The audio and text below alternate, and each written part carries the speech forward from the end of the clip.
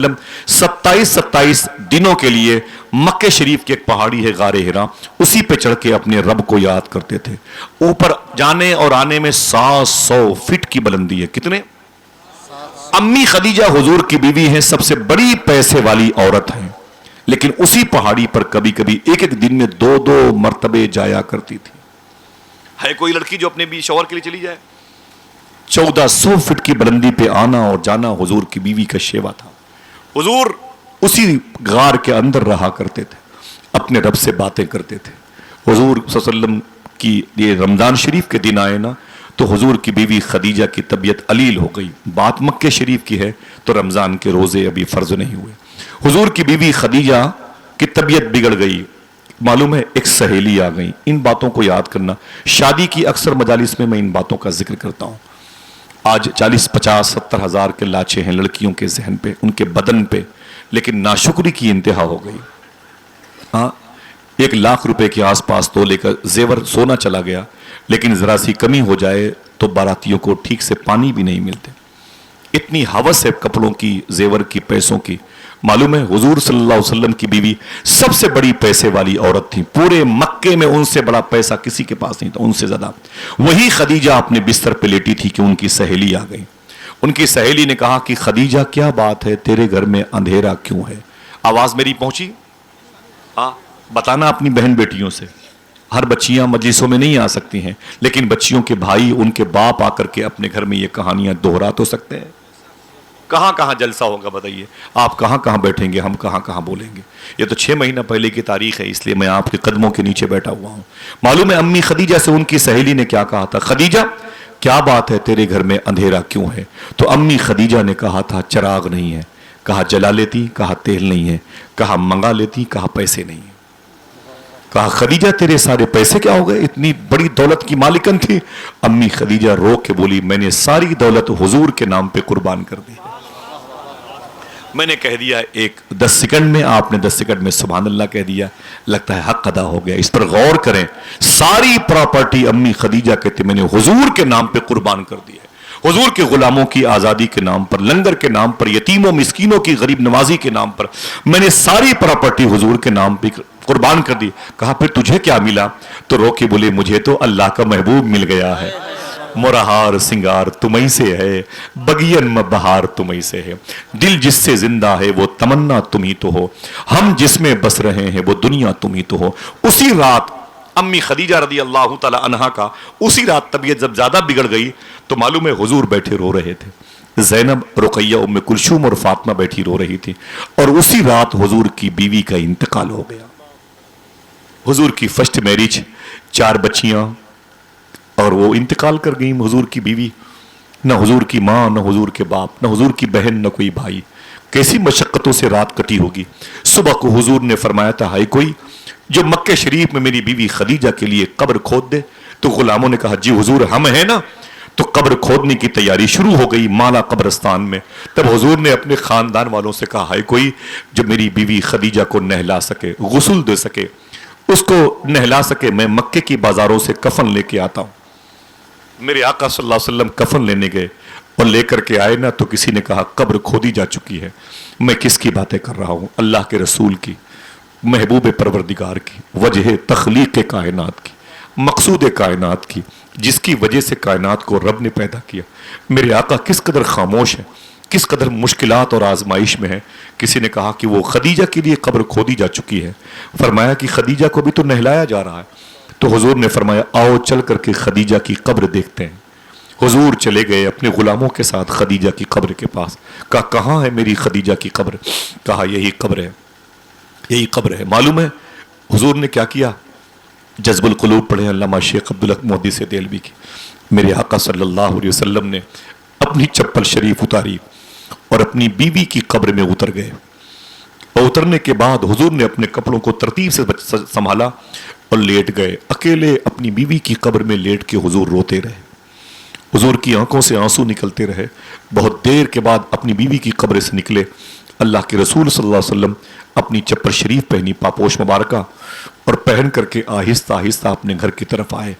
कफन पहनाया जा चुका था। हुजूर की बच्चियां रो रही थी, अम्मा अम्मा कह के میرے آقا تسلی دے رہے تھے، اپنی بچیوں کو سینے سے لگاتے تھے، فاطمہ چپ رہو، زینب چپ رہو، میں ہوں نا، میری ماں میری ماں میری ماں۔ حضور نے اپنی بیوی خدیجہ کے جنازے کو اٹھایا، بقی شریف میں حضور کی بیوی کی تدفین عمل میں آئی ہے۔ جب حضور رات کو اپنے گھر واپس گئے ہیں، اسی رات کو شام غریبہ کہتے ہیں، اسی رات کو غریبہ کی رات کہتے ہیں۔ یہ کربلا شریف کے بعد یہ لفظ رائج ہوا ہے۔ میرے آقا گئے نا تو حضور کی چاروں بچیاں جاگ رہی تھی، بستر کی سلوٹیں بتا رہی تھی، کوئی سونے کو تیار نہیں۔ امی خدیجہ کے بستر کے قریب حضور کی چاروں بچیاں رو رہی تھی۔ میرے آقا نے اپنی بچیوں کو تسلی دی، فرمایا رو مت، میں ہوں نا، تمہارا باپ ہوں نا، میں تمہارے لیے ساری خوشیاں لے کے آؤں گا۔ آقا کریم صلی اللہ علیہ وسلم کی بیوی کے انتقال کے بعد حضور نے دوسری شادی ابھی نہیں کی۔ قبیلے کی کچھ عورتیں آتی تھیں، حضور صلی اللہ علیہ وسلم کے لیے کھانا بناتی تھیں اور بیٹیوں کے لیے کھانا بنا کے چلی جاتی تھیں۔ حضور کی بیٹیاں اپنے ابو کے لیے بیٹھ کے سب ساتھ میں کھاتے تھے۔ کبھی کبھی حضور صلی اللہ علیہ وسلم راتوں کو آتے تھے، اندھیرے راتوں کو جب آتے تو مکے والے حضور کو پریشان بہت کرتے تھے، حضور کو مارتے بہت تھے۔ میرے آقا صلی اللہ علیہ وسلم کے سر پر پتھر مارتے تھے، حضور کے سر پھٹ جاتے تھے اور خون حضور کے سر پاک سے نکلتا، پورا جبہ شریف عربی لباس حضور کا بھیگ جایا کرتا تھا، خون میں وہ ڈوبا رہتا تھا۔ راتوں کو چپ کے حضور گھر میں جاتے تھے، میری بچیاں سو گئی ہوں گی، ان کو میرے خون کی تصویر نظر نہیں آئے گی، لیکن جب حضور جاتے تو بچیاں اٹھ کے بیٹھتی، بابا جان آپ آ گئے؟ میرے آقا فرماتے ہاں۔ یہ کیا ہوا؟ تو حضور فرماتے تھے کہ اللہ کے ایک کہنے کی وجہ سے لوگوں نے مجھے پریشان بہت کیا۔ حضور کی بچیاں حضور کے ساتھ سپورٹ کرتی تھی، حضور کے جسم پاک سے نکلنے والے خون کو دھلا کرتی تھی۔ پھر حضور اپنی بچیوں کو اپنے قریب لے کے پوچھتے تھے، زینب، رقیہ، ام کلثوم اور فاطمہ کچھ کھایا؟ تو کبھی کبھی حضور کی بیٹیاں کہتی، جی بابا جان آج کچھ نہیں ملا، آج کھانا کچھ نہیں ملا، آج کچھ نہیں گھر پہ۔ تو میرے آقا رات کے اندھیرے میں اپنی بچیوں کے لیے کھانے کا انتظام کرتے تھے، کبھی کبھی اپنے ہاتھوں سے حضور کھانا بناتے تھے، اپنی بیٹیوں کو کھانا کھلاتے تھے، تسلیاں دے کر کے انہیں سلاتے تھے۔ پیر کرم شاہ ازری نے لکھا ہے، آقا کریم صلی اللہ تعالیٰ علیہ وسلم کی رات میں انٹری گھر میں ہوئی نا تو حضور کی چاروں بچیاں رونے لگی، حضور سے لپٹ کے میرے آقا فرماتے ہیں کیا ہوا؟ تو زینب اور رقیہ ام کلثوم نے کہا راتوں کو آ کر کے گھر میں کھانا آپ بناتے ہیں، زخمی ہو کر کے کھانا بناتے ہیں، تھکے رہتے ہیں پھر بھی کھانا بناتے ہیں۔ بابا جان ہم بچیوں سے، بہنوں سے آج ایک یہ ارادہ ظاہر ہوا، اپنے بابا جان کے لیے اب ہم کھانا بنائیں گے۔ بولے پھر؟ بولے کھانا بنانے کی تیاری شروع ہوئی۔ ہم نے پتیلی میں چاول ہے، دال ہے، روٹی، جو بھی سسٹم ہوتا ہے نا، چولہا جلانے کا سامان سب لا کے چولہے کے پاس ویسے ہی بیٹھ گئے۔ بچیاں حضور کی بولتی ہیں آقا ہم ایسے ہی چولہے کے پاس بیٹھے تھے جیسے میری ماں خدیجہ بیٹھا کرتی تھی۔ بیٹھے بیٹھے اپنی ماں کی نقل کرتے ہوئے ہم لوگوں نے کھانا بنانا شروع کیا۔ کھانا پک ہی رہا تھا، پکنے ہی والا تھا، قریب قریب تھا، دروازے پر کسی نے لات ماری، دروازہ کھل گیا، اندر حکم کے بیٹے، ابو جہل، ابو لہب کے بیٹے، اور فلاں فلاں ٹپوری قسم کے لوگ آ گئے، میرے گھر میں آ گئے۔ میرے آقا فرماتے پھر کیا ہوا؟ حضور کی بچیاں کہتی ہم چاروں سمٹ گئے، وائے اور الٹی سیدھی باتیں کرنے لگے۔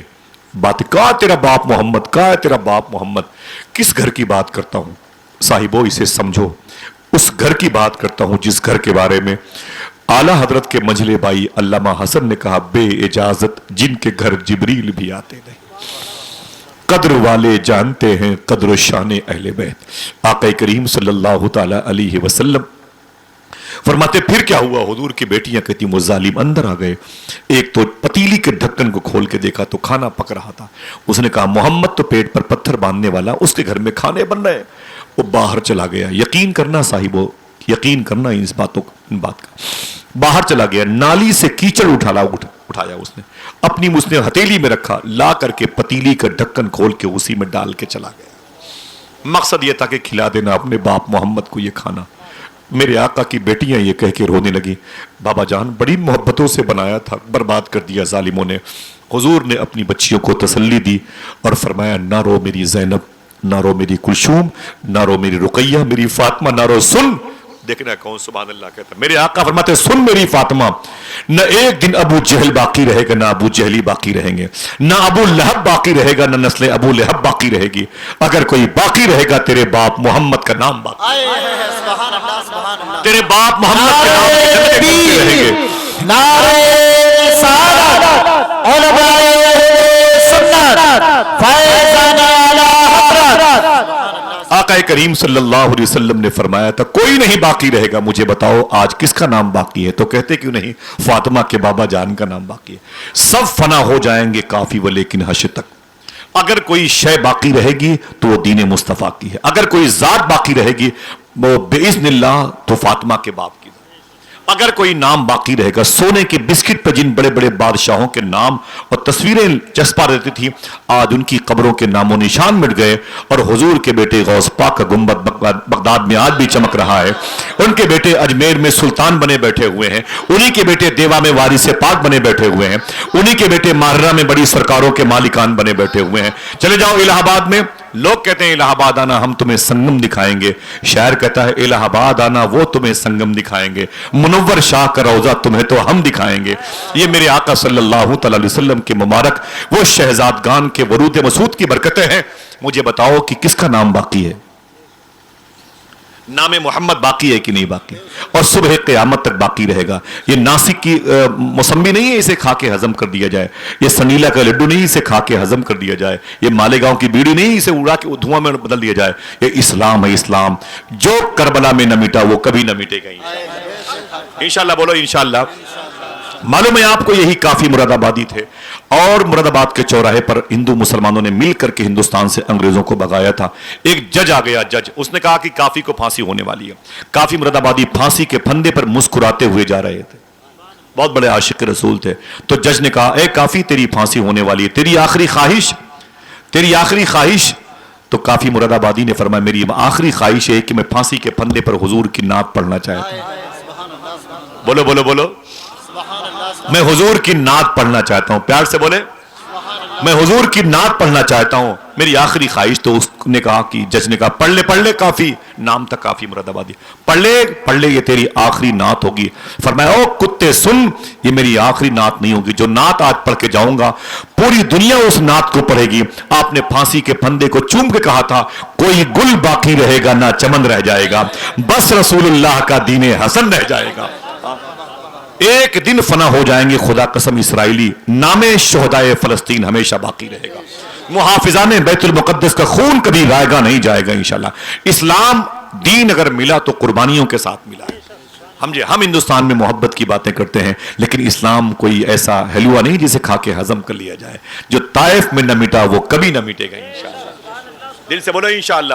میرے آقا فرماتے ان نکاح من سنتی، نکاح اونچی بولو، اونچی بولو، میری سنت ہے۔ کس سسٹم سے حضور نے شادی کی؟ یہ جو فرسٹ میرج حضور کی ہوئی کس بیس پہ ہوئی؟ حسن کی بنیاد پر ہوئی، پراپرٹی کی بنیاد پر ہوئی، قبیلے کی بنیاد پر ہوئی، برادری کی بنیاد پر ہوئی، عمر کی بیس پر ہوئی؟ نا نا نا نا نا۔ اگر پیسے کی بنیاد پر حضور کی پہلی شادی ہوتی تو پیسے خدیجہ کے پاس تھے، رشتہ حضور بھیجتے، صحیح ہے کہ نہیں؟ اگر پیسے کی بنیاد پر شادی ہوتی تو رشتہ حضور بھیجتے، اور اگر حسن کی بنیاد پر شادی ہوتی تو 25 سال کی نہ جانے کتنی کنواری لڑکیاں حضور کے لیے موجود تھی مکے میں، پوری روئے زمین پر۔ نا نا نا، یہ شادی امی خدیجہ کی طرف سے اس کا آفر آیا تھا۔ یہ شادی کس بیس پر ہوئی تھی آپ کو کہنا پڑے گا، یہ اخلاق مصطفیٰ کی وجہ سے ہوئی تھی، سیرت مصطفیٰ کی وجہ سے ہوئی تھی۔ حضور کی حیادار نگاہوں پر فدا ہو گئی خدیجہ تو حضور کے قدم پہ اپنی جان قربان کر دی ہے۔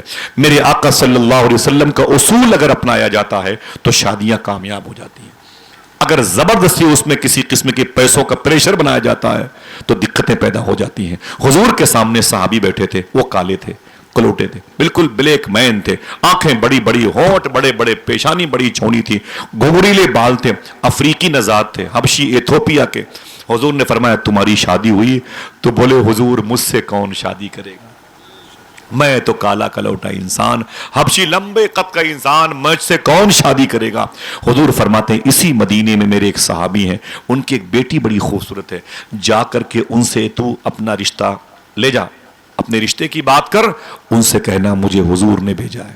باتیں ختم ہونے والی ہیں اور مجھے ایک نعت کے 2-3 شعر سننے ہیں اپنے ان بھائیوں کے ساتھ میں، ٹھیک ہے؟ اس کے بعد سلام ہوگا، کوئی دقت؟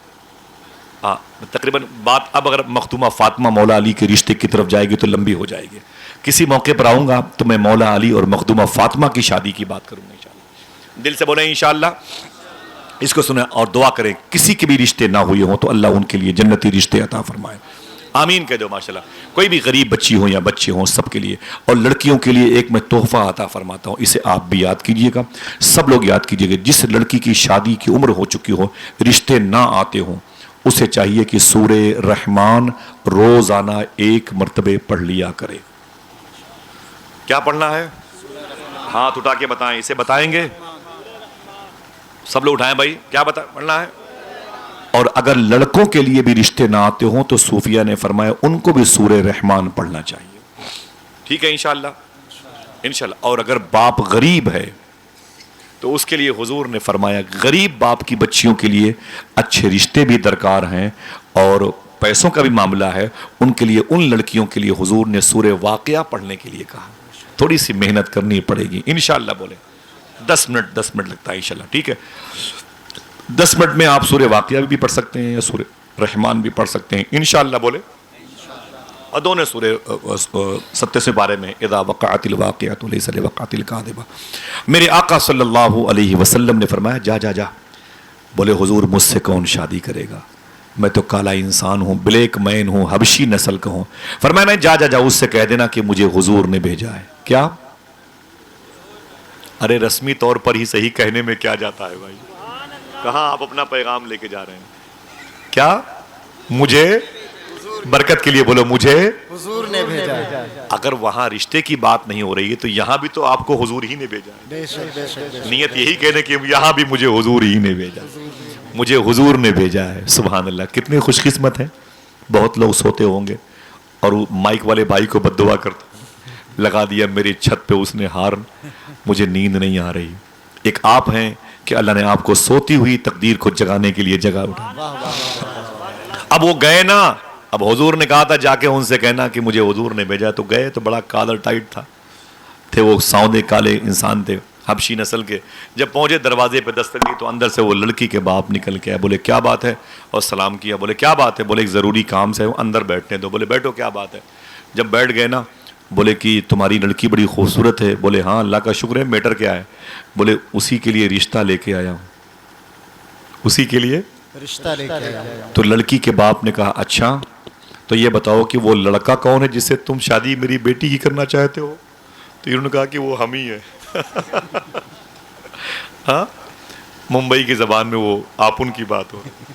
بولے وہ میں ہی ہوں. اتنا سننا تھا تو بوال ہو گیا. لڑکی کے باپ نے کہا یہ کیا تمہارا مذاق ہے, یہ کیا طریقہ ہے تمہارا؟ ہاں شرم نہیں آتی؟ میری بیٹی کتنی خوبصورت ہے, اسے تم شادی کرنا چاہتے ہو. تم نے اپنا چہرہ دیکھا ہے؟ کالے کلوٹے انسانوں, ہونٹ تمہارے کتنے بڑے بڑے, آنکھیں تمہاری کتنی بڑی بڑی, پیشانی گھنگرلے بال, بلیک مین. تم میری بیٹی کو اپنی نکاح میں رکھو گے؟ یہ کیسا مذاق ہے, باہر نکلو. جیسے دروازے پر آئے نا, معلوم کیا کہا؟ مجھے حضور نے بھیجا.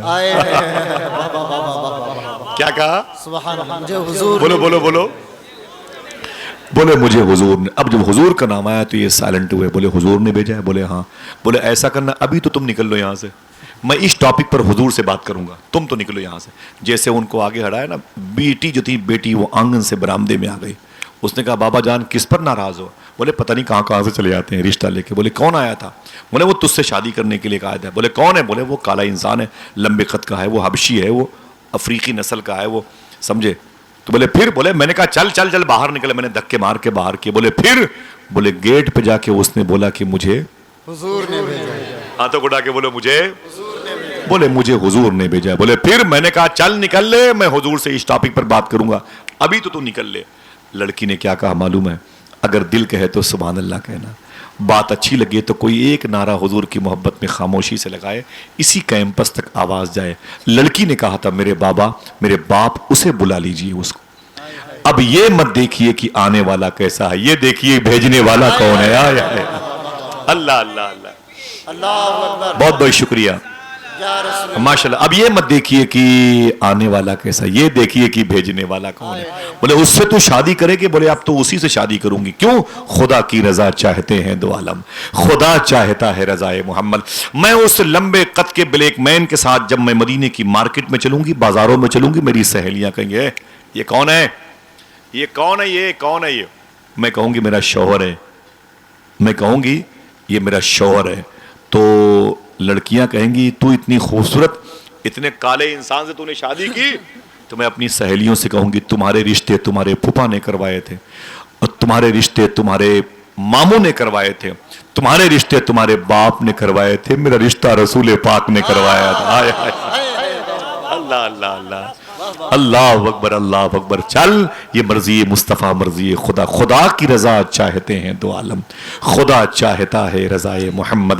آقا کریم صلی اللہ علیہ وسلم کا یہ اسوہ حسنہ جہاں جہاں میدان عمل میں لایا گیا. ٹوٹے ہوئے دل تھے تو جڑ گئے, بے برکتی تھی تو گھروں میں برکتیں ہونے لگی, دوریاں تھیں تو اللہ نے ان میں اتحاد پیدا کر دیا, اختلاف تھا تو اتحاد کا آئینہ چمکا, انتشار تھا تو محبت کے گل و بوٹے مسکرانے لگے. ان نکاح من سنتی, حضور فرماتے نکاح کسی اور کی نہیں, نکاح میری سنت ہے. ہندوستان کے پردھان منتری کے سامنے اگر یہ کہا جائے اگر کوئی نکاح نہیں کرتا پہلے تو اس کو ایمان لانا ضروری ہے, لیکن اس کے بعد جو سسٹم ہے یہ مدینے والے آقا کا ایسا قانون ہے حضور کا, خدا کی قسم یہ شادی کا جو 1000 بیماریوں سے ہمیں محفوظ فرماتا ہے کہ نہیں بھائی. فمن رغب عن سنتی فلیس منی, جس نے اس سسٹم کے خلاف کوئی قدم اٹھایا حضور فرماتے ہیں وہ مجھ میں سے نہیں ہے.